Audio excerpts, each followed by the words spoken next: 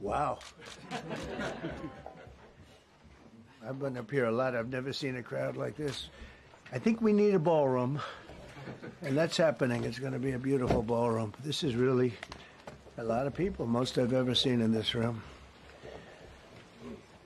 And we're here for a very serious purpose, very serious purpose. Something's out of control, but we're going to put it in control very quickly like we did on the southern border. I'm announcing a historic action to rescue our nation's capital from crime, bloodshed, bedlam, and squalor, and worse.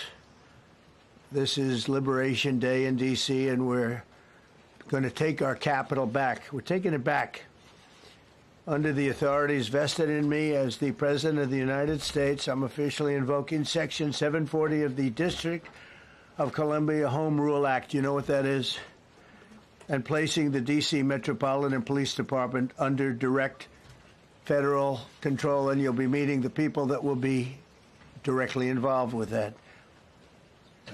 Very good people, but they're tough, and they know what's happening, and they've done it before.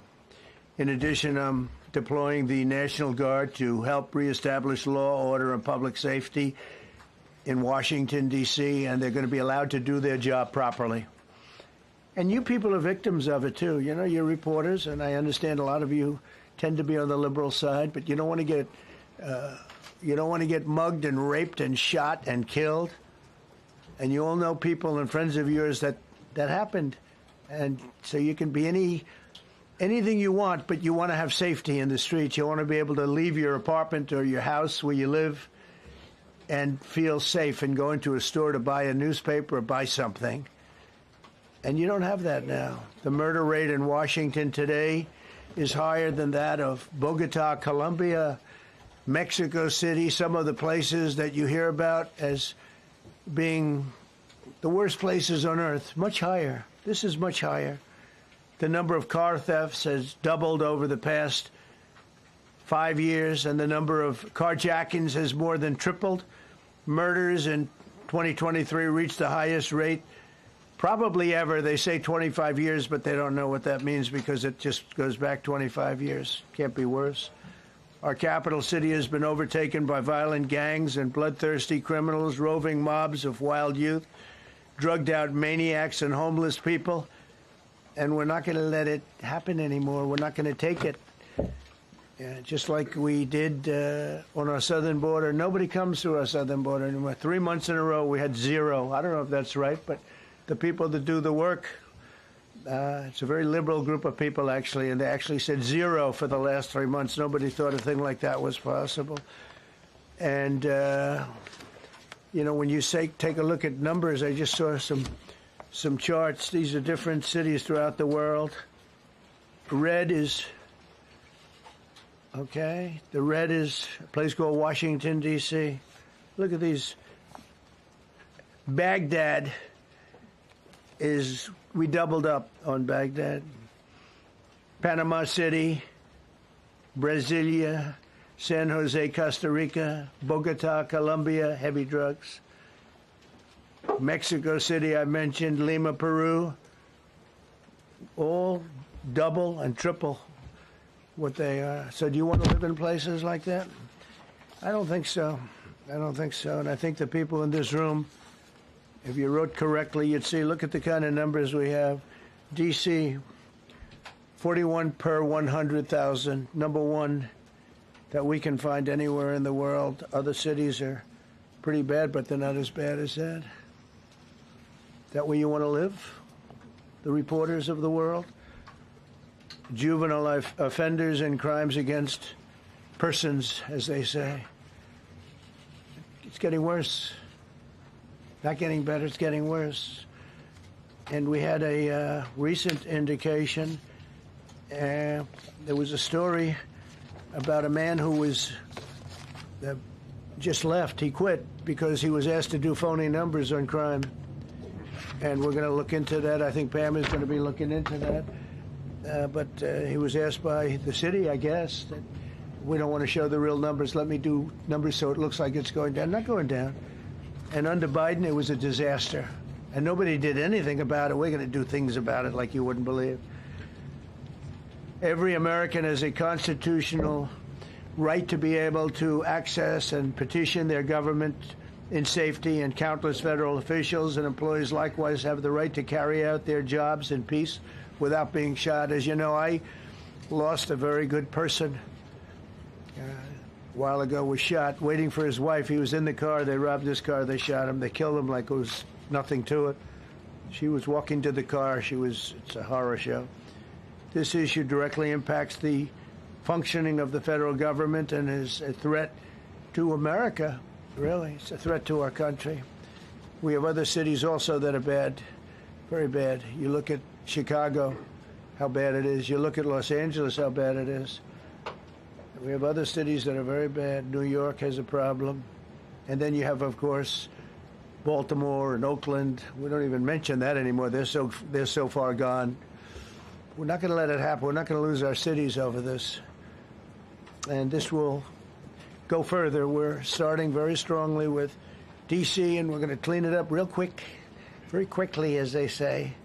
Days ago, a former member of the DOJ staff was savagely beaten by a band of roving thugs after defending a young woman from an attempted carjacking.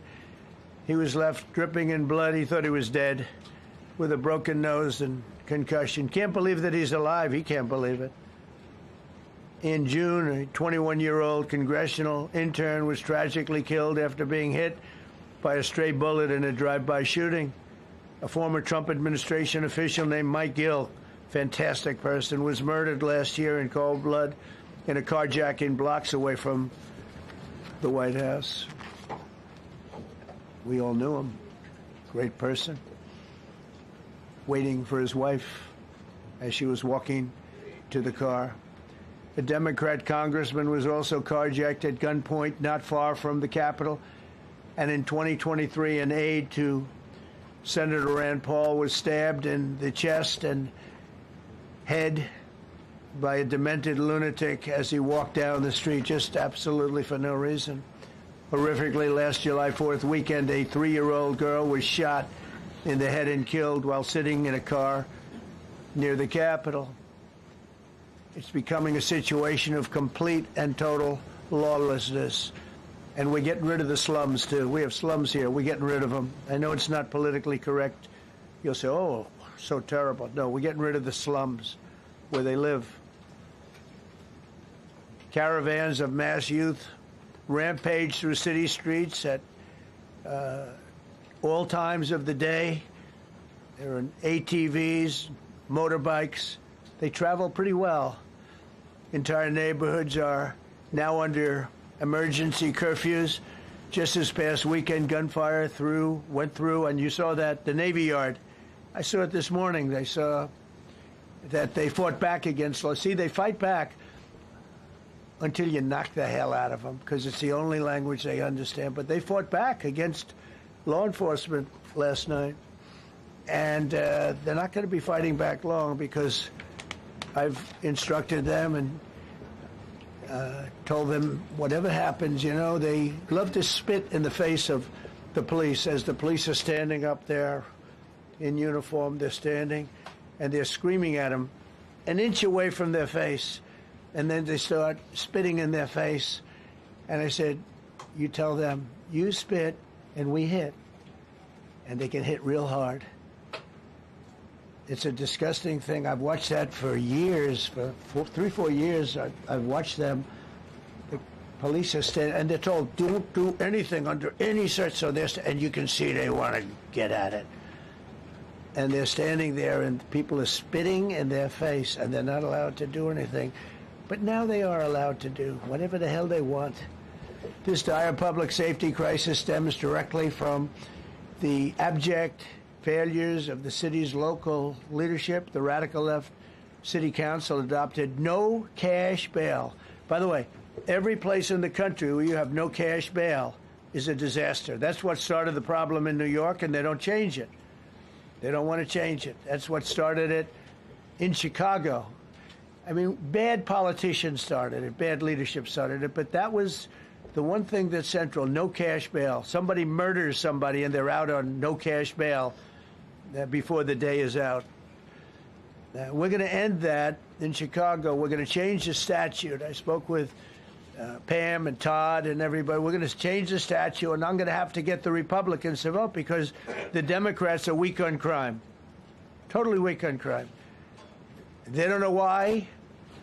They want to stop because they get mugged too. But we're going to change no cash bail. We're going to change the statute and get rid of some of the other things.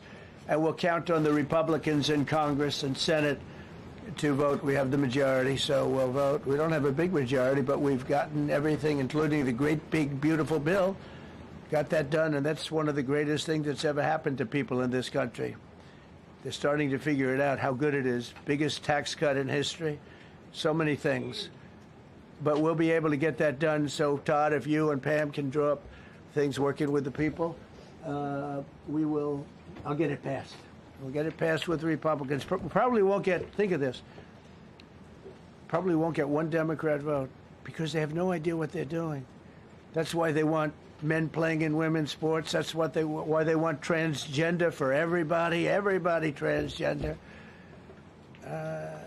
And they just got walloped in an election, in a landslide, and they haven't changed one thing. I saw the other day the certain gentleman who was a very well-known politician, Democrat, was fighting like hell that men should be allowed to play in women's sport. They just don't get it. They said it's an 80-20 issue, and I think it's a 97-3 issue. And I don't know who the three are. I've never heard anybody nobody's ever come up to me, sir, you have to let men play in women's sports. You have to do it, sir. Nobody's ever approached me. I don't know where this issue even comes from. Never seen anything like it. But they turned our nation's capital into a sanctuary jurisdiction. That's the other thing. We have to get rid of sanctuary cities as quickly as possible. We're going to do it, too. We have to. Because it's sanctuary for criminals. Releasing illegal alien gang members onto the streets in 2022, nearly 70% of criminals arrested in Washington went unprosecuted. That's not going to happen with the group we have standing aside and standing behind me. And at the Metropolitan Police Department, it's now reached a small number relatively compared to what it was, but it's thousands of people. You know, we have thousands of police. I was told today, sir, they want more police. I heard a number, 3,500 police. That's a lot of police. 3,500. I thought they were going to say we only have 30 policemen or women. They said we have 3,500. We need more.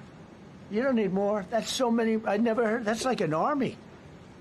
How could you need more than 3,000? It just happened 2 minutes ago. Sir, they've requested more police. Oh, what do they have? About 3,500. I said, 3,500? This is not a big area.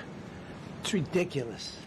What you need is rules and regulations, and you need the right people to implement them. And we have the right people here, that I can tell you. Look at the border. Biden said there's nothing you can do. Kamala was the border czar. She never called one of the Border Patrol agents who are great. ICE is great. Never spoke to anybody. Never went there. But she was the border czar. And everybody said it was impossible to fix. I fixed it in 3 months. No, really. I fixed it the first week, but really fixed it over the last couple of months. And, I mean, literally to a point where, as I said, 0 illegals entering our country in the last 90 days. Pretty amazing. It's time for dramatic action. We're going to do the same thing over here. It's going to be a very safe city very soon. We're not looking to just take years, because a lot of people die in years. And we've got incredible people in this country, except we have to allow them to do their job.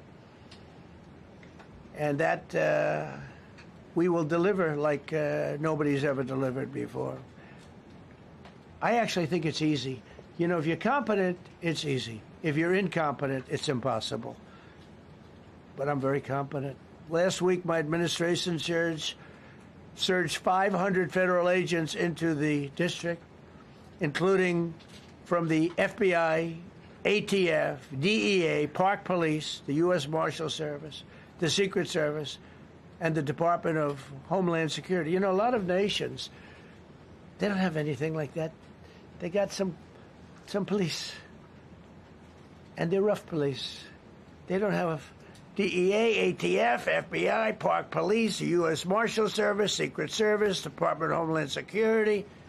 They got some police, but they're rough police, and they do their job. They don't have crime. We're not going to have crime either. They made dozens of arrests, and that's what starts to happen. Again, cashless bail.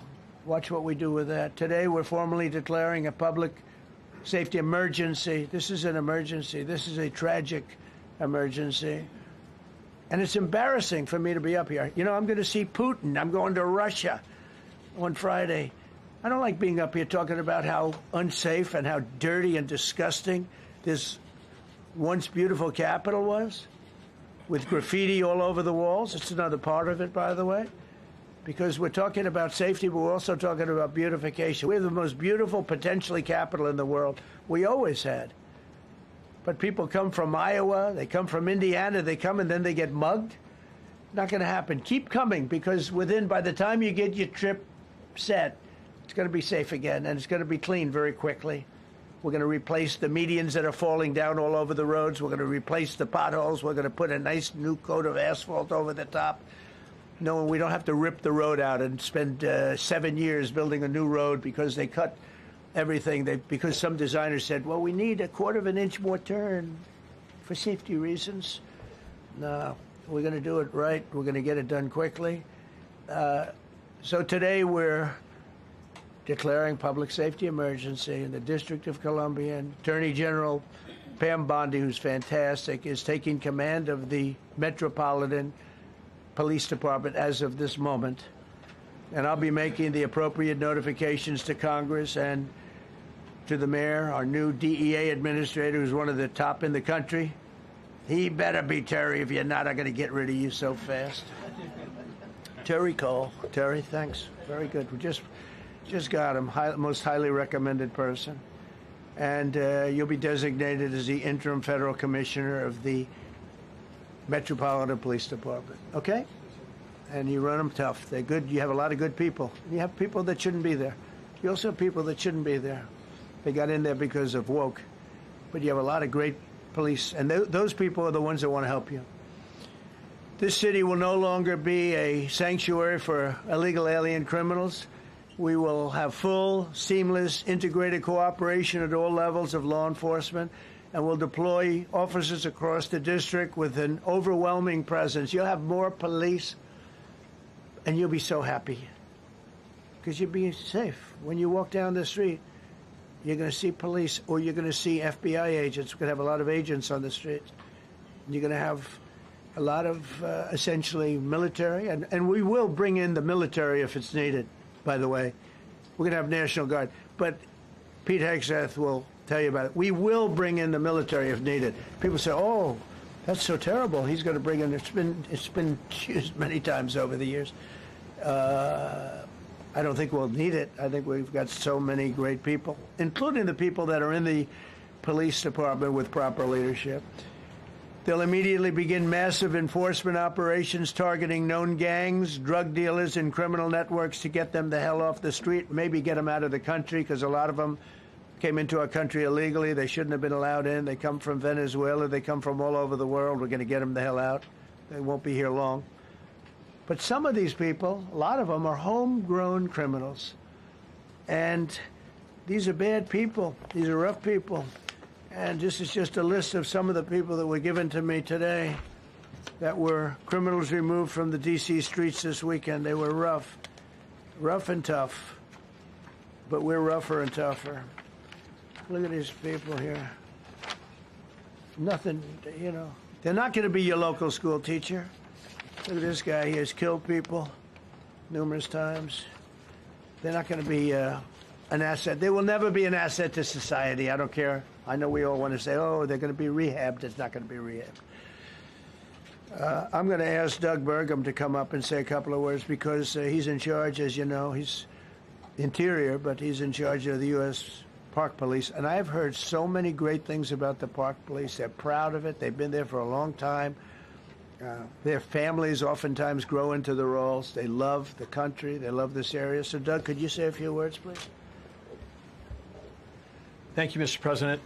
On behalf of the U.S. Park Police, this is the oldest federal police force in the nation. They were formed in 1791 by none other than President George Washington. They've got the awesome responsibility of protecting our nation's most sacred monuments.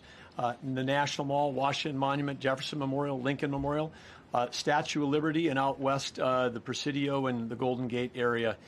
These folks have tens of millions of visitors a year, the kind of people that President Trump's talking about that come from around the country and around the world to see our sacred and learn about our history and our sacred monuments. They've been doing a fantastic job, but they are so pleased, the rank and file, that President Trump is now allowing them to enforce the law. As those of you that live in the city may know, that the circles and the triangle parks that are spread throughout D.C. are actually federal park property. So the U.S. Park Police also have responsibility for that. These became littered with homeless camps under the Biden administration. All of you saw that. Since President Trump's executive order on March 27th, making D.C. safe and beautiful again, the U.S. Park Police have removed over 70 homeless camps. And President Trump also talked about beautification. They're stopping and enforcing the laws against graffiti on our monuments. They've removed over 80 specific attacks against our history with graffiti on our monuments. So they continue to do a great job, whether it's in their vehicles, on foot, or on the mounted police that you see around the National Mall. And President Trump, they thank you. The rank and file is so happy to be enforcing the law again. Thank you for your leadership, and they're excited about the announcement you're making today. Thank you. Very good. Great job you're doing. Thank you very much. Pete, could you say something about the military, if you would? Well, Mr. President, it's an honor to be here. And at your direction this morning, we've mobilized the D.C. National Guard. It'll be operationalized by the Secretary of the Army, Dan Driscoll, through the D.C. Guard. You will see them flowing into the streets of Washington in the coming week. At your direction as well, sir, there are other units we are prepared to bring in. Other National Guard units, other specialized units. They will be strong, they will be tough, and they will stand with their law enforcement partners. This is nothing new for DOD. As the President noted, at the border, we've got 10,000 troops down there who've been operating in defense cooperation areas, defense zones, where there's zero illegal crossings because of troops on strikers scanning the border. We've been protecting other people's borders for 20 years. It's about time we protect our own, and we're working with ICE and CBP. In Los Angeles, we did the same thing, working with the California National Guard, working with ICE officers. ICE officers deserve to do their job and not be attacked. We will work alongside all D.C. police and federal law enforcement to ensure this city is safe, this city is beautiful. And as I always say about President Trump to the troops, he has their back. And my message to the National Guard and federal law enforcement in Washington is, we have your back as well. Be tough, be strong. We're right behind you. Thank you, Mr. President. I'm going to ask Pam, because she's now, as you heard me say, she's really in charge of a lot of what we're talking about. She's done an incredible job. People are going to start to see the fruits of her labor. And Pam, maybe you could say a few words about what we're talking about here. Sure, President. Let me be crystal clear. Crime in D.C. is ending, and ending today. We are going to use every power we have to fight criminals here. President, thank you for caring about our capital. Families come here every summer. Our museums are free. We have the National Zoo. We have the National Gallery. D.C. should be a place where everyone can come and feel safe. Behind me and to my side, we have some of the best career law enforcement and prosecutors in the country who are ready to take this on. As the President said, Terry Cole is going to be supervising the Metro Police Department. Gaddy Serralta, our U.S. Marshal, is going to be supervising command and control, the entire operation. Our Deputy Attorney General, Todd Blanche, and I will be working with them closely, along with our great FBI Director, Kash Patel. Kash is going to talk to you in a minute about what we did in Virginia recently with Governor Youngkin. Many of you covered that, and it was tremendously successful. Not only that, our secret weapon here in D.C. is U.S. Attorney Jeanine Pirro, one of the toughest prosecutors and a former judge. And she is going to be talking about juvenile crime, how it's out of control here, and what she's going to do to fight back. No more crime rampant in our beautiful capital. No more teenage girls beating a disabled man to death. No more of that. No more drive-bys. We're going to do everything we can. And working with the ATF Director Driscoll and Commander of the Army, we're going to all work together. That's what we all do in this room. We work together. We fight. Do not underestimate one person in this room. We're going to make D.C. beautiful. We're going to make D.C. safe again. One other thing, just at the wharf a few days ago, the area of the wharf, Terry Cole reached out to me, not even nightfall, on the weekend, where so many families in tourists go. A guy's overdosing from fentanyl on a park bench. In the middle of families around, they administer Narcan and saved his life. No more of that. The President of the United States is going to clean up D.C., and we're going to be there to help him, and we're going to be successful. Thank you. Thank you. Cash, talk about Northern Virginia. If you Northern Virginia, we had a big success. Thank you, Mr. President. Thank you, Attorney General Bondi, for your leadership, Deputy Attorney General, and the rest of our interagency partners. Mr. President, the following is what happens when you let good cops be cops, and I just want to highlight that before I get into Northern Virginia. This year alone, under President Trump's administration, we've had over 4,000 child victims identified and found. That's a 33% increase from the same time period last year. 33% increase. We've had a seizure of 1,500 kilograms of fentanyl up to this date. That is a 25% increase since the same time period last year. And just to put it in perspective, 1,500 kilograms of fentanyl is enough to kill 115 million Americans. 115 million Americans. Cops are getting after it. The FBI has arrested 19,000 people this year alone. Thanks to President Trump's administrations, that's double than where we were this time last year. And we have also arrested 1,600 people who have committed violent acts against children. 270 of them are human traffickers of children. Mr. President, this is what happens when you have great leadership at the Attorney General with Pam Bondi, your administration's priority of protecting the homeland and protecting American citizens and protecting our children, and the murder rates are plummeting. We are now able to report that the murder rate is on track to be the lowest in U.S. history, in modern recorded U.S. history, thanks to this team behind me and President Trump's priorities. And how do we do it? And what are we going to bring to D.C.? What we did in Northern Virginia, thanks to Terry Cole and Governor Youngkin and the team, we stood up a task force out in my Northern Virginia field office, and we said, let's let good cops be cops. Let's get them the intelligence and what they need, and let's get the red tape out of their way, and let's get DOJ partnered up with us to bring great prosecutions. And that's exactly what we did. In 1 month, we arrested 545 violent felons. 545 in the state of Virginia, thanks to Governor Youngkin's partnership. And that simplicity in law enforcement is what's coming to Washington, D.C. When you let good cops be cops, when you give them the intel they need, when you work with our Homeland Security Task Force, when you work with Terry and Gaddy and I go way back to Miami, these guys are great leaders of the respective departments and law enforcement capacities. And when you have the DOJ and President Trump driving behind this mission, we are going to clean up Washington, D.C., and we're going to do it the right way, the lawful way, and we're going to make sure Washington, D.C. is safe again. Thank you, Mr. President. Thank you, Attorney General. Thank you very much. Good job. Thank you, Cash. So the process begins right now. It actually started over the weekend, and we confronted a lot of very bad people. But it's going to be something that will be pretty amazing to you as you watch it. And I think most of you say it's a beautiful thing to do it right. We're going to be removing homeless encampments from all over our parks, our beautiful, beautiful parks, which now a lot of people can't walk on. They're very dirty, we got a lot of problems.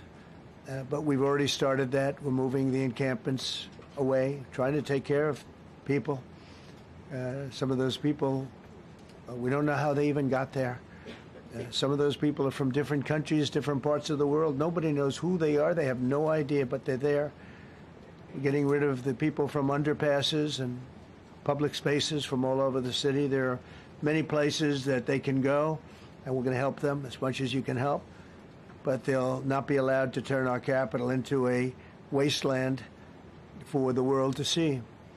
The Metropolitan Police Department and the federal authorities will be supported in the effort, a really big effort, the 800 D.C. National Guardsmen that we'll put on, and much more if necessary, much more. You remember I said, I offered 10,000 once. Remember I said to a certain person, who I thought always was highly overrated, not very competent, but I said, if you need them, we'll give you 10,000 of the military or the National Guard. They turned me down. But if necessary, we're going to move service members directly to joining the Guardsmen, and that'll take place very rapidly, and that'll be done in conjunction with Pam and with Pete and everybody else. Washington, D.C. should be one of the safest, cleanest, and most beautiful cities anywhere in the world, and we're going to make it that. We're going to make it safe. We're going to make it smart. We're going to make it beautiful, so beautiful. Some of the buildings, we're going to add to it. You see what we've done at the White House. White House is a whole different building. I do that in my part-time because it's a natural instinct as a real estate person. I was very good at that, and I was very good at fixing things up. I like fixing things up. You see what's happening. The marble floors are being reinstalled, renovated, fixed. The whole place is becoming very beautiful. We're going to be adding a magnificent ballroom, most beautiful ballroom, I think, anywhere. We need it. I would have certainly loved to have had it today. I think we would have filled it up. A lot of you are standing outside, can't get in this room. I have never seen the room like this, which tells me that you want to talk about, I mean, this was a D.C. news conference. It tells me that you want to talk about crime in D.C. and beautification of D.C., but I'm going to put that's easy. And I think, frankly, fixing the crime with the pros, fixing the crime is easy, too. A person who I've known for a long time, and she's been incredible. She was a fantastic, one of the best ever district attorneys in New York. She was in Westchester, and she became a judge, very successful judge. And then she went into showbiz because she was such a good DA and such a good judge, tough judge, but fair, always fair. Nobody ever complained about that, but she was tough. And because of that and her reputation, she went into showbiz. So a lot of people don't, they think of Janine as showbiz. Actually, showbiz was not her thing. And she did great. She was on, along with a couple of other of my friends, on the #1 show. And she did great, but this is what she loves doing. This is really her baby. What she's going to do is going to be incredible. And I'd like to speak for just a few seconds on what she has in mind, what she wants to do. We're going to be appointing some judges. We have some open spots, and we're going to take people, because the judges are letting killers out. They just say, go, that's okay, don't worry about it. So we're putting some, Pam recommended, Todd recommended, some judges that are great. Janine recommended. Janine's given me 3 great candidates already. We have about 10 open spots, and we can probably create some more. We need them. Janine, would you say a few words, please? Thank you very much, Mr. President, and thank you, Madam Attorney General, and to all my partners here. We all want the same thing. We all want a safe city. We want a safe capital. We want to be able to bring our families here. We want to be able to come and enjoy the history that makes this place great. And unfortunately, we are not in that position right now. And Mr. President, I want to thank you for taking the step that we need right now to make criminals understand that they are not going to get away with it anymore. And I'm not going to stand here and go over and over the cases. But what I can tell you is this. I see too much violent crime being committed by young punks who think that they can get together in gangs and crews and beat the hell out of you or anyone else. They don't care where they are. They can be in DuPont Circle, but they know that we can't touch them. Why?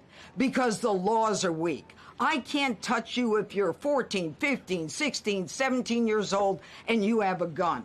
I convict someone of shooting another person with an illegal gun on a public bus in the chest, intent to kill. I convict him. And you know what the judge gives him? Probation. Says you should go to college. We need to go after the D.C. Council and their absurd laws. We need to get rid of this concept of, no cash bail. We need to recognize that the people who matter are the law-abiding citizens, and it starts today. But it's not going to end today, because the president is going to do everything we need to do to make sure that these emboldened criminals understand we see you, we're watching you, and we're going to change the law to catch you. And my final note is this. These kids understand that the jurisdiction is through the state attorney general, Brian Schwab. I did a poster of the young man from Doge who was beaten bloody with a severe concussion, a broken nose. And then I did a poster of what happens to those kids, because I can't arrest them, I can't prosecute them. They go to family court, and they get to do yoga and arts and crafts. Enough. It changes today. Thank you, Mr. President. Thank you, Jim. You're welcome. Great job. Thank you. If I could, I just signed some executive orders. I'd like to have Will please come up, and we'll let the people know what we signed. Do you want to put them down? Yes, sir. Go ahead. A short while ago in the Oval Office, President Trump signed 2 crucial executive actions to deal with the emergency crime conditions we currently face in the District of Columbia. The first of these was an executive order, as President Trump said before, invoking his powers under Section 40 of the Home Rule Act to take federal control of the D.C. Metropolitan Police Department. Along with that executive order, President Trump signed the statutorily required notification letters to Mayor Bowser and to the relevant House and Senate committee leaders. The second major executive action that President Trump signed was a presidential memorandum directing the Secretary of Defense to utilize the National Guard to address the conditions we see on our streets here in D.C. It also authorized the Secretary of Defense to work with state governors to utilize their National Guard units if necessary as well. These are bold, decisive steps intended to combat the out-of-control crime conditions we've seen on D.C.'s streets for far too long. And I, for one, am deeply proud to be part of an administration that's finally coming to terms with these issues, sir. Thank you very much. Sir. Thank you. So, just to conclude, Washington, D.C. should be one of the safest, cleanest, most beautiful places anywhere in the world. It was years ago. We had one problem that was a pretty big problem. The radical left got out of control, and they started trying to rip down statues. And I said, let's go pass a law real fast. We're going to do it real fast. But we were blocked by the Democrats, who do not want safety. Nobody gets it. I don't get it. They don't get it because they can't get votes. I don't know how they can win an election with this, but they don't want safety. And I found an old statute, very old, early 1900s, that said if you so much as touch or even think about destroying a statue or a monument in Washington, D.C., you go to jail for 10 years with no probation, no anything. In other words, slightly different than we have today. Today we have cashless bail. There you get jailed 10 years. No curtailed sentence, 10 years. And we took it out. Nobody used it. It was never used because, you know, it's harsh. And you remember they started to rip down the statue of Abraham Lincoln. I said, that's a tough one to rip down. He was pretty good, Pam. I think he was pretty good. When the ropes started going around Abraham Lincoln to pull him down, Andrew Jackson, others, and they were heading to the Jefferson Memorial, Thomas Jefferson. They're going to do a big number there. I said, it's time. And I signed that statute immediately. We had it updated. We made it use the same language, all passed by Congress. And I announced it's 10 years in jail, no probation, no anything, 10 years, no curtail sentence if you touch, so much as touch a statue in Washington, D.C. And it was an amazing sight, beautiful sight. Everybody just left. The ropes were hanging around Andrew Jackson, and there were 2 ropes around Abraham Lincoln. They left the rope, but everybody just left. And that was the last problem we ever had. You know, that was the last problem that we ever had with the statues. They were going wild, and somebody came to me and said, sir, in 1910, I don't want to give you an exact because you'll say, Donald Trump gave us wrong dates around like early on. You know, if I'm slightly off, they make you sound a little bad. So I won't put myself in that position. I won't put you in that position, because I think everybody agrees with what we're doing today. But when I signed that thing, it was like a miracle. Everybody left. They were gone. They were starting to march down. They started the march toward Thomas Jefferson, and I figured he was always going to be safe. But they found something with him, and they found something with Abraham Lincoln, and even in the name George Washington in California, numerous places changed the name of George Washington High School and various other places. They took George Washington's name. This was a sick, woke culture that I think we've largely ended. And a lot of those people that were woke are now turning out to be the opposite. I won't go so far as to say MAGA. It's a very special category. But they've gotten out of that. But we have people that love this country, and they love this really beautiful capital. It is. I flew over it the other day, and I said, what a beautiful place. But if there's crime all over the streets, when you get there, it doesn't look so beautiful. But we're going to make it beautiful again. We're going to fix it with crime, and we're going to also, as we're doing that, we're going to start doing things that we know how to do, that I know how to do better than anybody, I guess, because of my experience from previous life. But not only are we stopping the crime, we're going to clean up the trash and the graffiti and the grime and the dirt and the broken marble panels and all of the things they've done to hurt this city. And we're going to restore the city back to the gleaming capital that everybody wants it to be. It's going to be something very special. All of these people are really tough. Could I shake your hand, Gaddy, please? You're going to be so important here. You're going to be that guy. I hope I don't have to fire him in 2 weeks because he's too soft. I don't think he's too soft. If I do, I will, though. Is it okay? If you're soft, weak, and pathetic, like so many people, I will fire you so fast. You're not going to have to worry about that. No, I think you're going to do a fantastic job. And everybody in this room, they may not express it, but they all want that to happen. You know, they want to be safe, and they have families too. So it's an honor to have such a large group. I've done this for years now, hard to believe. I've never seen this room so packed. In fact, I'm sure it's a violation of every fire code. But we'll let you stay anyway. You're taking a chance.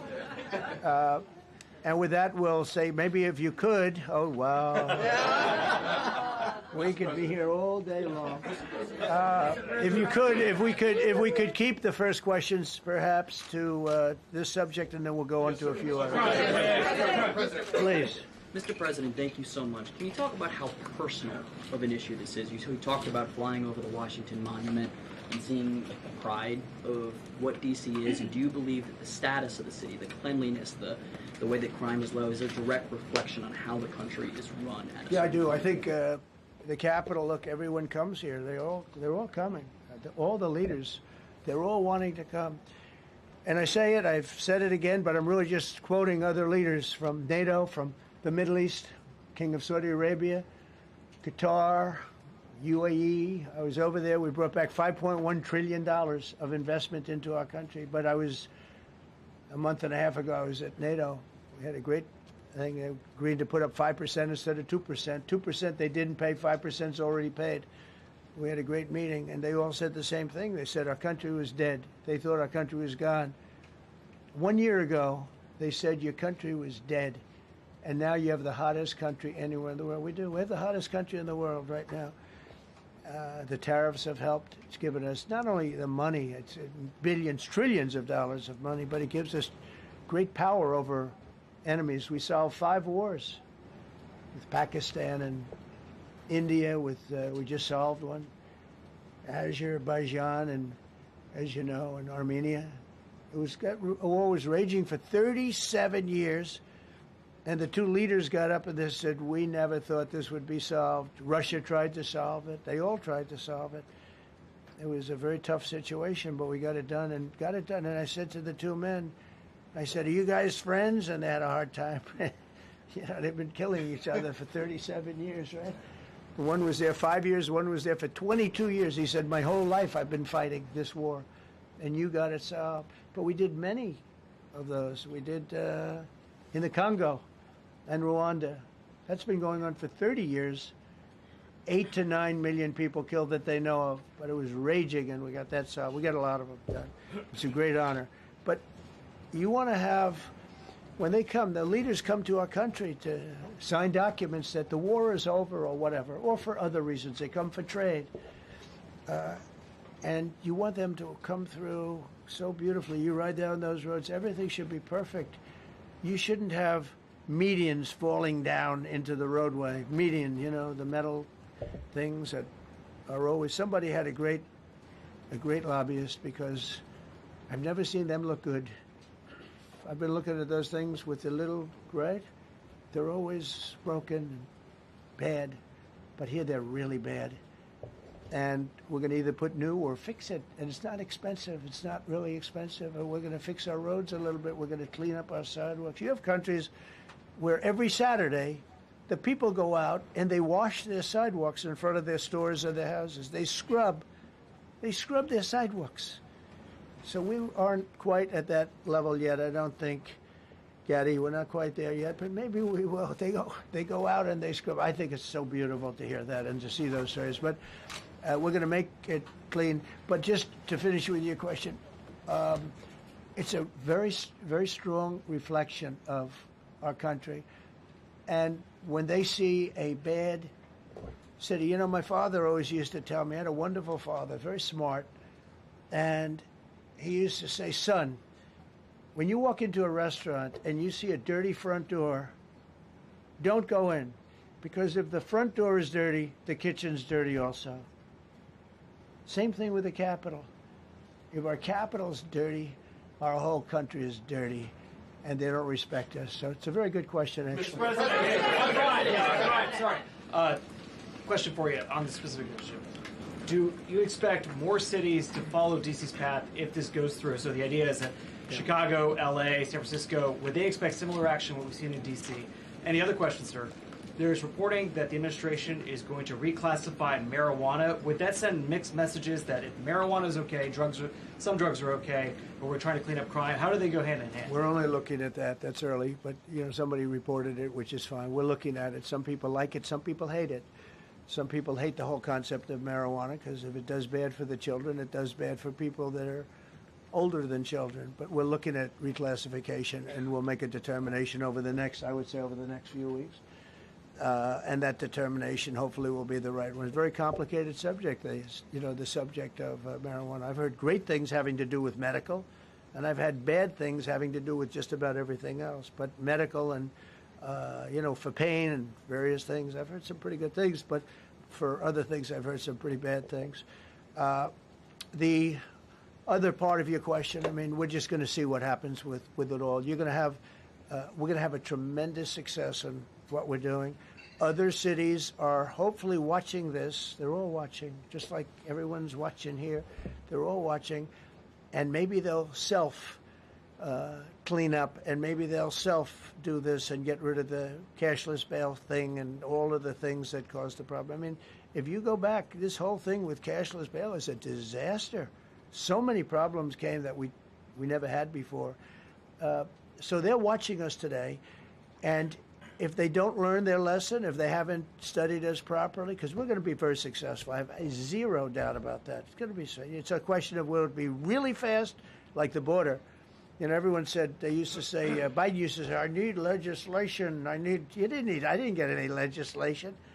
I called up our people, and we did a great job. Tom Homan was great. As you know, our secretary did a great job. They did a great job. There's no games. They didn't play games. And we're going to have the same thing here. But then I'm going to look at New York in a little while. Let's do this. Let's do this together. Let's see. It's going to go pretty quickly. And if we need to, we're going to do the same thing in Chicago, which is a disaster. We have a mayor there who's totally incompetent. He's an incompetent man. And we have an incompetent governor there. Pritzker's an incompetent. His family threw him out of the business, and he ran for governor. And now I understand he wants to be president. but I noticed he lost a little weight, so maybe he has a chance. You know, you never know what happens. But Pritzker's a gross incompetent guy, thrown out of the family business. But when I look at Chicago and I look at L.A., if we didn't go to L.A. 3 months ago, L.A. would be burning like the part that didn't burn. If he would have allowed the water to come down, which I told him about in my first term, I said, you're going to have problems. Let it come down. We actually sent in our military to have the water come down into L.A. They still didn't want it to come down after the fires. But that was it. We have it coming down. But hopefully L.A. is watching. That mayor also. The city's burning. They lost like 25,000 homes. I went there the day after the fire. You were there. And I saw people standing in front of a burned down home. It was, their homes were incinerated. They weren't like, even the steel was literally, it was all warped and literally disintegrated because of the winds and the flame and the whole thing. It was like a blowtorch. They were standing on this beautiful day, maybe a couple of days after. We gave it a little time because what they had suffered. Almost 25,000 homes. And you see what's happening now. They didn't give their permits. I went to a town hall meeting. I said, we're going to get you the federal permits, which are much harder. Almost immediately. Lee Zeldin is a star. He did an incredible job. They have all their federal permits. They don't have their city permits. And the mayor said to me, we think we can have them in 2 years. I was walking down the street, and I met with firemen and police. And I was saying hello to many people that were standing in front of their homes with yellow tape. You can't go in. You can't go onto the lot. And those people wanted to start rebuilding the homes then and there. And the mayor said, we should be able to get them the permits within 2 years. I said, that's a shame. 2 years? Are you kidding? I'm going to get them the federal permit like almost immediately. 2 years. And she roared back, well, maybe 1 year. The place was booing her out of the place. They don't have their permits to build their homes. And now they're talking about putting, this is among the most beautiful areas was in the country. Now they're talking about putting low-income housing there. Can you believe this? I love low-income housing. I made money with low-income housing. I built low-income housing. I know more about low-income housing and luxury housing. I know about everything real estate. They want to replace some of those homes with low-income housing. They haven't gotten their permits yet. We've gotten all the federal permits, which are much tougher to get, and it was done almost immediately through Lee Zeldin and Federal Environmental. And I watched the other day, those people are angry. And now, you know, they had tremendous, they loved that area. They loved the whole big area, different places, but they loved it. It was all luxury stuff and beautiful stuff, and some wasn't that luxury, but the level of love for that neighborhood, their neighborhoods, was incredible. And you know what? I watch people on television. They want to go. They want to leave. They've lost their spirit. They've lost their heart because the mayor's incompetent. And Gavin Newsom is incompetent. He's got a good line of bullshit, but that's about it. He's incompetent. And you have Los Angeles is, you know, it's amazing. You know, I called, the first thing I did, I got the Olympics to go there. I was the one that got it.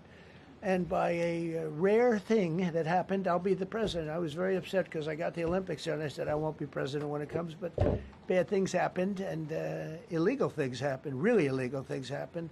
Now it turns out one good thing was I'm going to be the president for the Olympics for 2050, for 250, which is going to be fantastic, and also for the World Cup. So we have a lot of good things, and I hope 250 is going to be the 250th anniversary is going to be the best. But when I looked at those people, and I saw last night on television that they still don't have their permits, it's a disgrace what's happened in Los Angeles.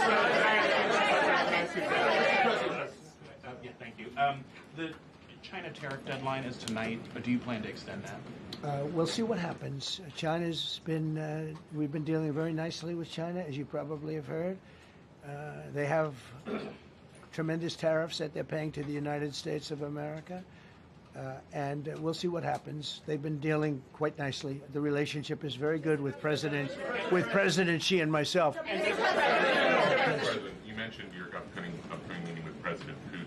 Can you tell us what you hope to get out of that and whether you'll consider inviting President Zelensky to join?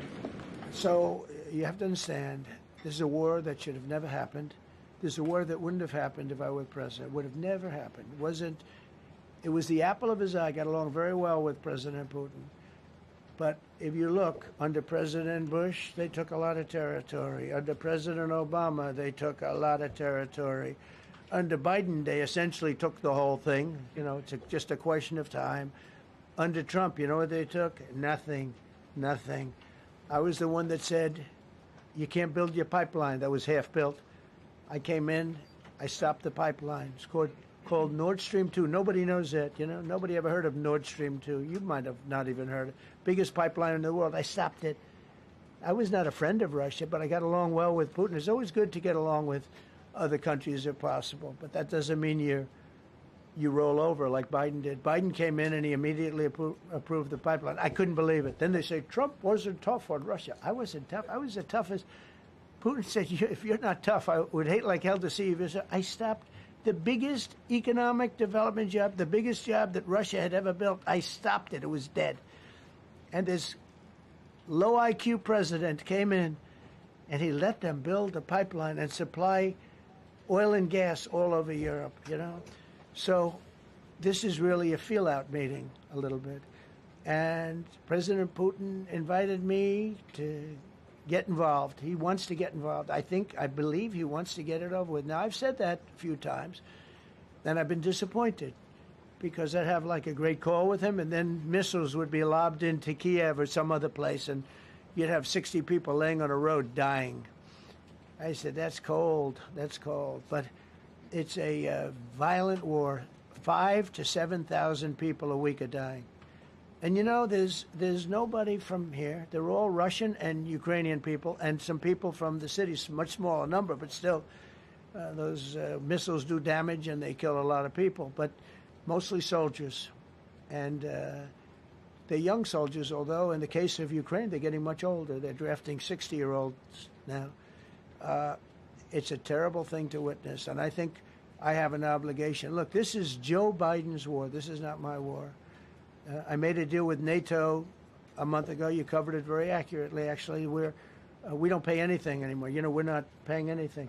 They are buying things from us, and NATO is paying us. I got it raised from 2% of GDP to 5%. And they're paying us for everything that we send. We're not paying.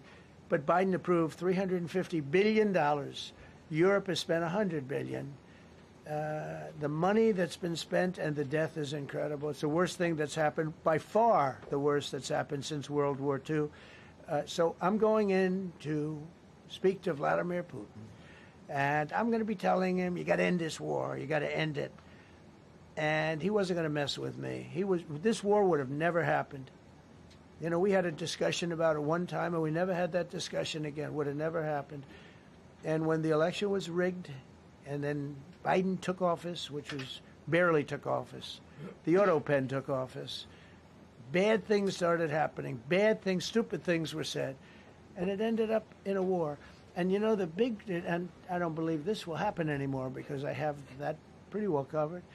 This could end up in a third world war. This could have been a third world war. I don't think that's going to happen now. But I thought it was very respectful that the president of Russia is coming to our country as opposed to us going to his country or even a third-party place. But I think we'll have constructive conversations. Then after that meeting, immediately, maybe as I'm flying out, maybe as I'm leaving the room, I'll be calling the European leaders who I get along with very well. And, you know, I have a great relationship, I think, with all of them. And I get along with Zelensky, but, you know, I disagree with what he's done. Very, very severely disagree. This is a war that should have never happened, wouldn't have happened. But I'll be speaking to Zelensky. The next meeting will be with Zelensky and Putin, or Zelensky and Putin and me. I'll be there if they need. But I want to have a meeting set up between the two leaders.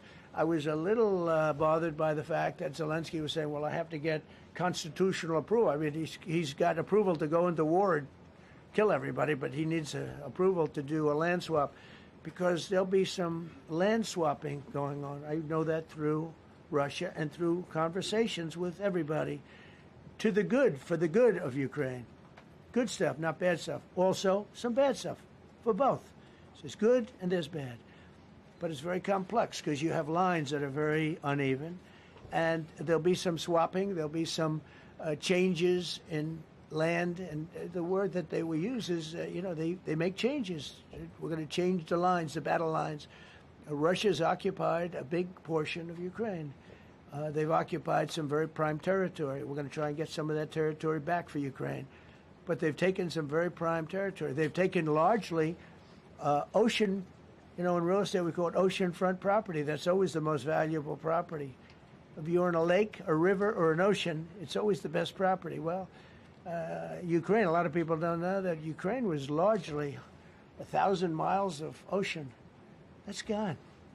Other than one small area, Odessa, it's a small area. There's just a little bit of water left. So I'm going to go and see the parameters. Now, I may leave and say, good luck, and that'll be the end. I may say this is not going to be settled. I mean, there are those that believe that Putin wanted all of Ukraine. I happen to be one of them, by the way. I think if it weren't for me, he would not be even talking to anybody else right now. But I'm going to meet with him. We're going to see what the parameters are. I'm then going to call up President Zelensky and the European leaders right after the meeting, yeah. And I'm going to tell them what kind of a deal. I'm not going to make a deal. It's not up to me to make a deal. I think a deal should be made for both. I think Russia has to get back into building their country. It's a massive country. I think they have 11 time zones, if you can believe it. It's a massive, it's by far, from the standpoint of land, it's by far the largest. They have tremendous potential in Russia to do well. They're not doing well. Their economy is not doing well right now because it's been very well disturbed by this. It doesn't help when the President of the United States tells their largest or second largest oil buyer that we're putting a 50% tariff on you if you buy oil from Russia. That was a big blow. And then they say, gee, he wasn't so tough. Nobody else would have done that. And I haven't stopped there. I mean, look, I was all set to do things far bigger than that, but I got a call that they'd like to meet, and I'm going to see what they want to meet about. I'd like to see a ceasefire. I'd like to see the best deal that could be made for both parties. It takes two to tango, right? So ultimately, I'll have a meeting next week. I had a great relationship with him, considering the fact that, I was not nice to him because of the pipeline. I ended the pipeline. I also gave the javelins. Do you ever hear of a javelin? Javelin is called a tank buster.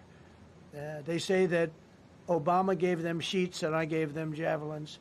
If it weren't for me, all those tanks that were destroyed at the first days of the war because the tanks got stuck in the mud, some commander made a better. They would have been in Kiev in 4 hours going down the highway. But a Russian general made a brilliant decision to go through the farmland instead. And they just had torrential rains, and the rains were so bad, and it was mud, and those tanks got stuck in the mud.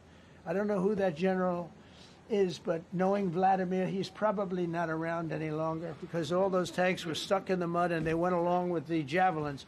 I gave them the javelins. You know that, right? I gave them javelins. They gave them sheets.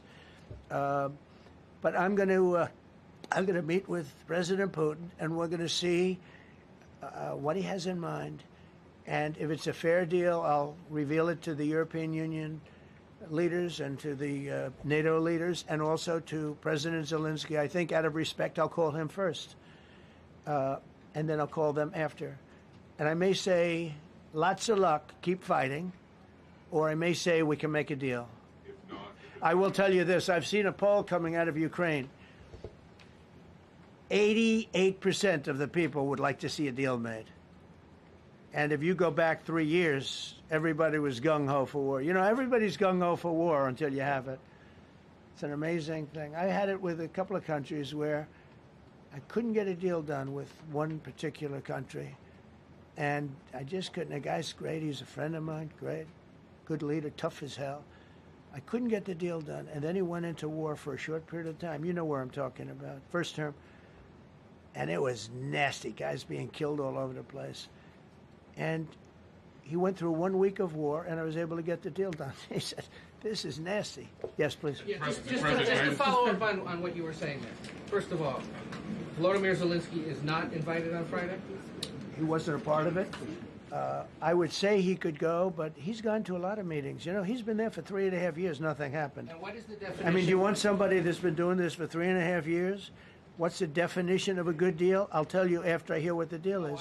Because there could be many definitions. You know, you're talking about a very large and complex situation. Now, I tell you, the war that I just settled with Azerbaijan and with, as you know, and Armenia was almost as complex as this one, having to do with routes, trade. Meeting on Friday with Vladimir Putin. Well, we're going to have a meeting with Vladimir Putin, and at the end of that meeting, probably in the first 2 minutes, I'll know exactly whether or not a deal can be made. How will you know that? Because that's what I do. I make deals. Yeah, please go ahead. Yeah, thank you, Mr. President. I'm going to ask you two questions, one about China, one about Russia, if I could. On China, your administration agreed to send the most advanced or advanced NVIDIA and AMD chips. No, obsolete. No. Obsolete chip. Well, and then 15% of the profits. You mean the come 20s? Back. No. This is an old chip that China already has. And I deal with Jensen, who's a great guy, and NVIDIA. The chip that we're talking about, the H20, it's an old chip.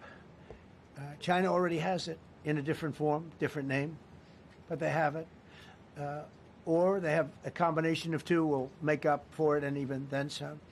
Now, Jensen's a very brilliant guy, and Jensen also has a new chip, the Blackwell. Do you know what the Blackwell is? The Blackwell is super duper advanced. I wouldn't make a deal with that, although it's possible I'd make a deal, a somewhat enhanced in a negative way Blackwell. In other words, take 30% to 50% off of it.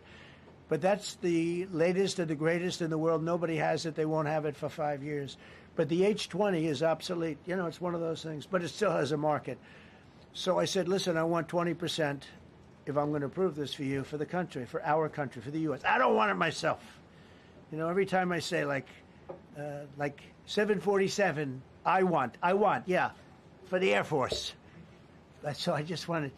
So when I say I want 20, I want for the country. I only care about the country. I don't care about myself. And he said, would you make it 15? So we negotiate a little deal. So he's selling a essentially old chip that Huawei has a similar chip, a chip that does the same thing. And I said, good, if I'm going to give it to you, because they have a, they have a stopper, what we call a stopper, not allowed to do it. It's really known as a restrictive covenant. And I said, if I'm going to do that, I want you to pay us as a country something, because I'm giving you a release. I released them only from the H20. Now, on the Blackwell, I think he's coming to see me again about that. But that will be a unenhanced version of the big one. Like, I don't know if you know it, we will sometimes sell fighter jets to a country, and we'll give them 20% less than we have. Do you know what I mean, right? That's the same. So on Russia,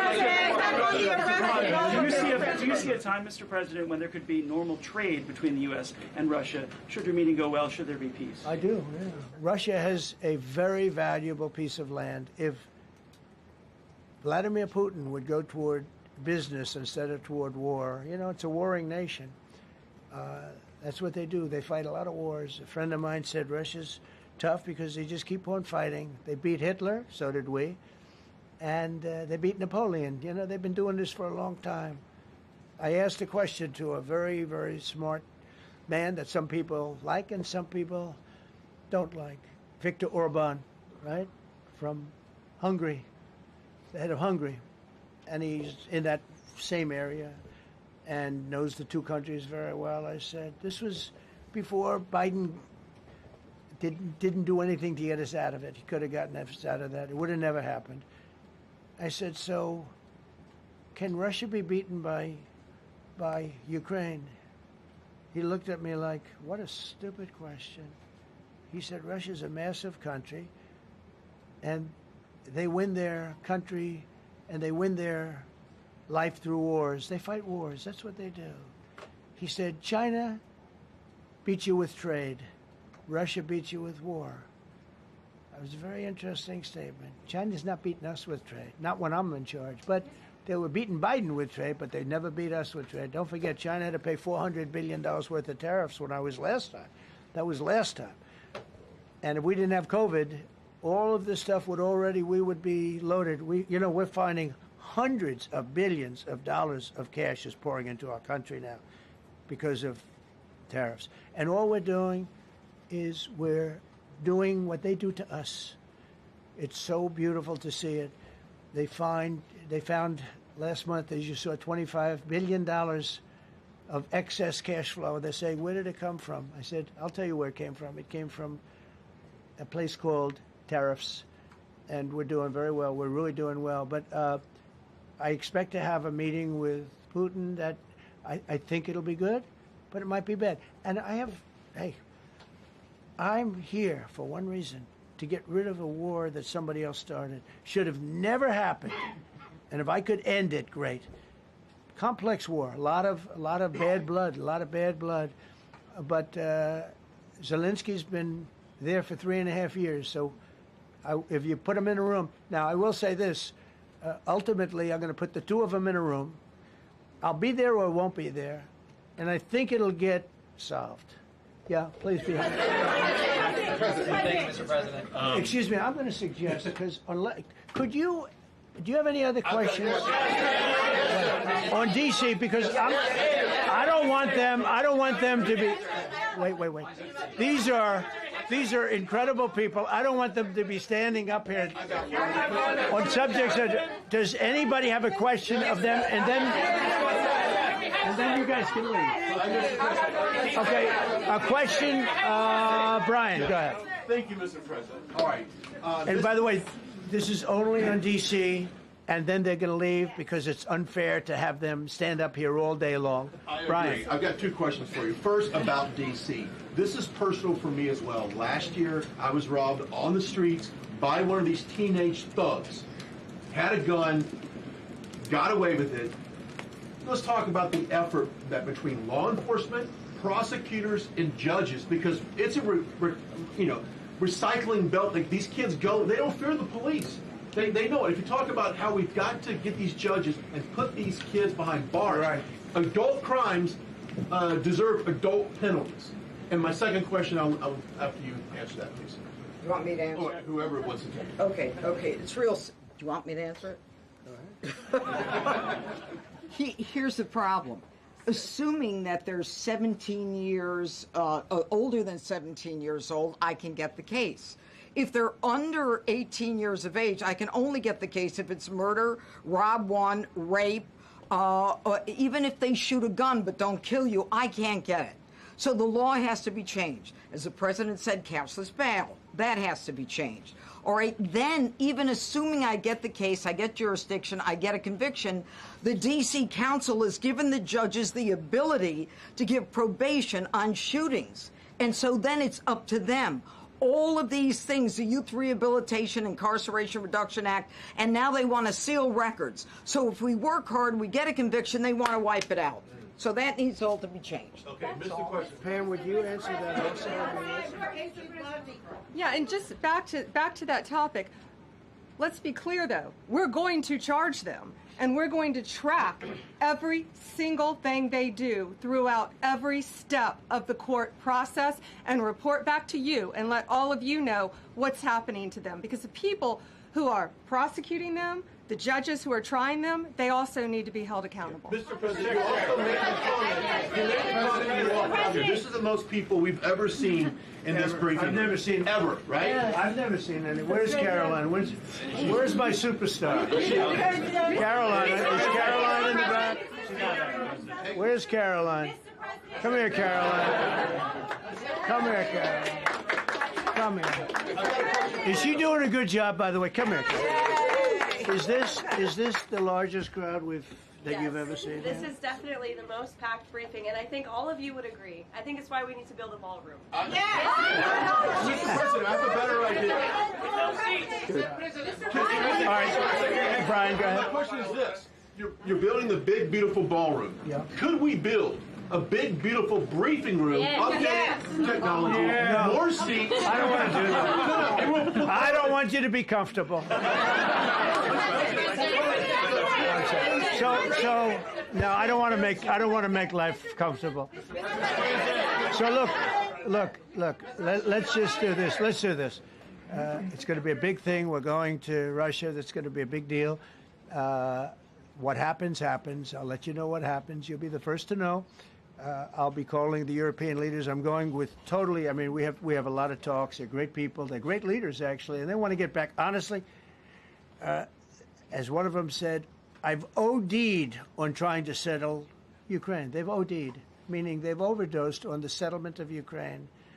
Not a nice expression, but boy, is it accurate. They're tired of it. They want to get back to spending money on their countries. You know, Biden gave them $350 billion. Europe gave $100 billion. It should be much more than that.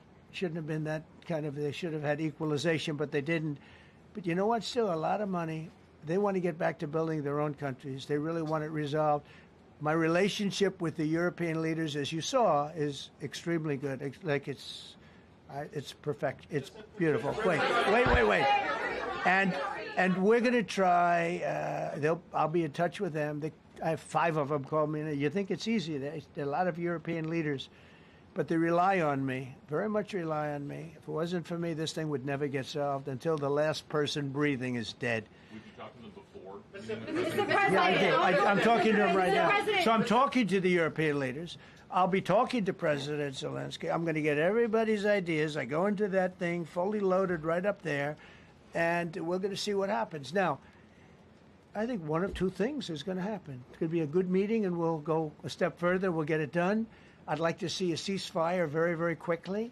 Very quick. I'd like to see it immediately, but I'd like to see it very quickly. And we're going to be dealing with the European leaders, and we're going to be dealing with President Zelensky, and hopefully we're going to have a great success.